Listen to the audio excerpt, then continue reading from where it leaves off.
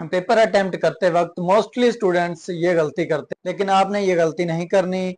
इस गलती की वजह से हमारे बहुत से मार्क्स कट हो जाते हैं। फर्ज करें कि आपके पास टाइम बहुत कम बचा है, क्योंकि अक्सर स्टूडेंट्स जो हैं वो टाइम की मैनेजमेंट नहीं कर पाते। हालांकि टाइम की मैनेजमेंट बहुत जरूरी चीज है पेपर अटेम्प्ट करने में। तो अगर आपके पास फर्ज किया कि 10 मिनट बचे हैं और आपके दो लॉन्ग क्वेश्चंस रहते हैं, तो अक्सर स्टूडेंट्स यही करते हैं कि एक क्वेश्चन को अच्छी तरह कर लें, दूसरे को छोड़ देते हैं, एक को अच्छी तरह कर लें। लेकिन आपने ऐसा नहीं करना। आज हम बात करेंगे पेपर में टाइम मैनेजमेंट के हवाले से कि कम टाइम में पूरा पेपर कैसे अटेम्प्ट करें। अक्सर स्टूडेंट्स आपने देखे होंगे जिनकी तैयारी तो 100/100 होती है, लेकिन उनके नंबर जो हैं वो 70% आ रहे होते हैं। तो उनमें क्या बड़ी वजह होती है? उनमें एक बड़ी वजह टाइम मैनेजमेंट की भी है।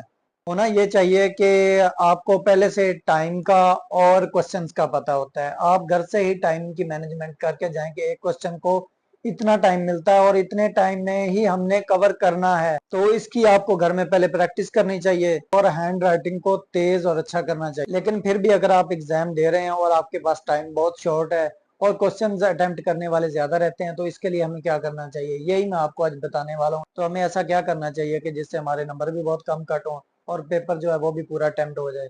तो मैं आज आपको जो तरीका बताने वाला हूँ उसमें ऐसा ही होगा कि आपके नंबर भी बहुत कम कट होंगे और पेपर भी आपका पूरा अटेम्प्ट हो जाएगा। मान लीजिए कि अगर आपके पास 10 मिनट बचे हैं और दो लॉन्ग क्वेश्चन रहते हैं, तो देखने में तो यही नजर आ रहा है कि ये कैसे होगा, 10 मिनट में दो लॉन्ग क्वेश्चन, एक नामुमकिन सी बात है। तो ऐसा क्या करना चाहिए कि नंबर भी कम कट हो और पेपर भी पूरा अटेम्प्ट हो जाए। तो हमने ऐसा करना है कि एक क्वेश्चन को 5 मिनट ही देने हैं। 5 मिनट में आपने करना क्या है कि आपने उसके आंसर में जो मेन हेडिंग्स हैं वो देनी है और उनको थोड़ा थोड़ा डिफाइन कर देना है। इससे आपको 10/10 नंबर तो नहीं मिलेंगे, लेकिन 10 में से 8 नंबर आपको जरूर मिल जाएंगे। इसी तरह आपने दूसरे क्वेश्चन को पकड़ना है, उसके भी आपने मेन हेडिंग्स लिखनी है और उनको थोड़ा थोड़ा डिफाइन कर देना है।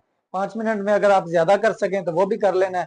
अगर नहीं, अगर 5-5 मिनट में आप उन्हें ज्यादा डिफाइन कर सकें तो कर लें, अगर ना कर सकें तो उन्हें मेन हेडिंग्स लिख लें और उन्हें थोड़ा थोड़ा डिफाइन कर दें।